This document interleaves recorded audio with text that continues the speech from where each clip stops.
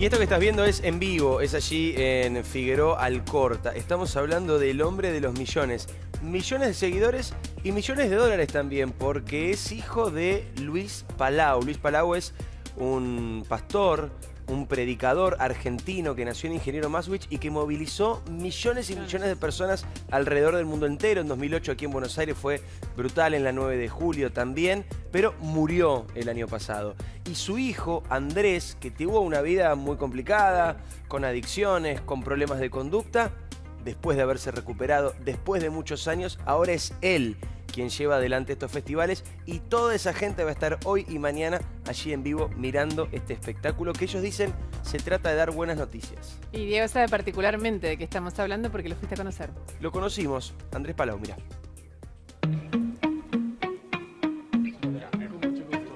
¿Primera vez en Argentina encabezando acá en Buenos Aires un acto tan grande como el que se viene? ¿Dos como los que se vienen? Sí, I've been with Dad many times, and even the big one in 2008. And I've done festivals with the churches in many cities around Argentina, but this is the first, like, Here, in Buenos Aires. in Buenos yeah. Aires. I love it. ¿Y luego Buenos Aires? ¿Amás Buenos Aires? Yeah, amo Buenos Aires. Amo Argentina. Es en el corazón de la familia Palau, Argentina, yeah. Porque mucha gente no sabe, pero Luis Palau, Sí. tu papá, Yeah. era argentino. It feels like home. I mean, it's really in our hearts. ¿Qué significa para vos ser hijo de una personalidad tan grande a nivel mundial como Luis Palau? It's an honor to have a great family and a great father, but you know is what you know, right? You grow up with someone like Dad, but in the house he's just a regular guy, and most people know that about Dad. At first I didn't respect, ultimately I respected him as a person, but my behavior just went another direction. But in the end I was so grateful to have his example, and he never gave up on me, you know, his love for me was absolute. ¿Por qué crees que decías recién mi comportamiento o yo en algún momento elegí otro camino? As a young child, from the beginning, I was in the church, I had my family, but I didn't want to upset anybody, but my heart was always drawn to la fiesta, you know, party. But my dad would warn me.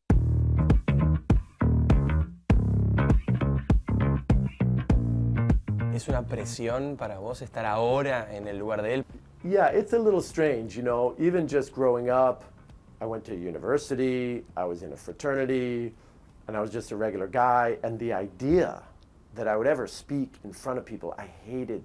Thousands of people. Oh yeah, 1,000. Anybody, I hated it. But when I was 27, and I had this experience where the Lord met me personally, and I was convicted and hopeful, and I cried out to God, like, please God, if it's not too late, will you receive me, will you forgive me? And he did, and it was profound, a radical transformation. He healed me of my addictions, began to give me new purposes, new desires in my heart. It was so profound, and I just said, I'll tell everyone what you've done. I think, okay, I qualify. It's like a call.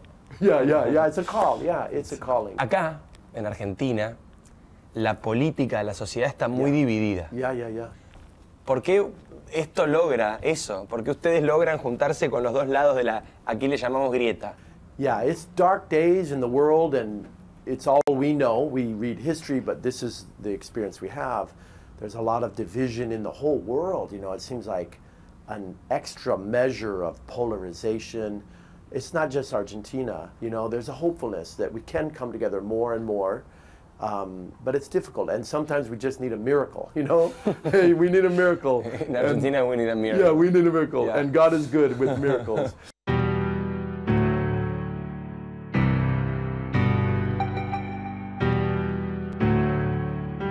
Argentina hoy es un país con muchísimas dificultades económicas, muchos problemas a nivel económico y a nivel de inseguridad. Y por ahí es muy difícil encontrar o poder dar un mensaje de esperanza en un contexto a veces tan complicado. Look at me, I was a disaster. I was a problem in the community. I didn't help anything. I was take, problem, police. When an individual changes, families can begin to change, relationships restored, you pay your taxes, you don't steal, you know, your arrogance should go down, and that begins to change even communities, neighborhoods. Y quiero consultarte también por dos cosas que son muy adictivas y suelen generar problemas en la gente, que es el dinero y el poder.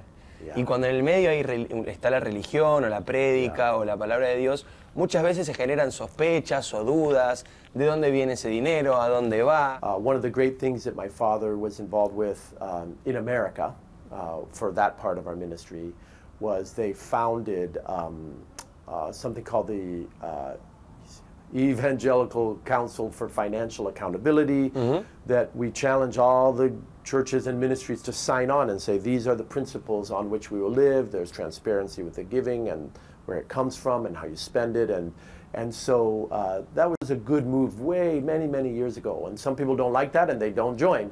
But this we feel is very important. This is a good way. You have to try to live that way. And if anybody's interested, they can investigate and find. Gracias. Yeah. Gracias por tu tiempo. Diego. Placer. Con mucho gusto. Muchísimas gracias. Hasta pronto. Ahí está, lo estás viendo ahora en vivo. Miles de personas enfrente a la Facultad de Derecho en Figueroa Alcorta.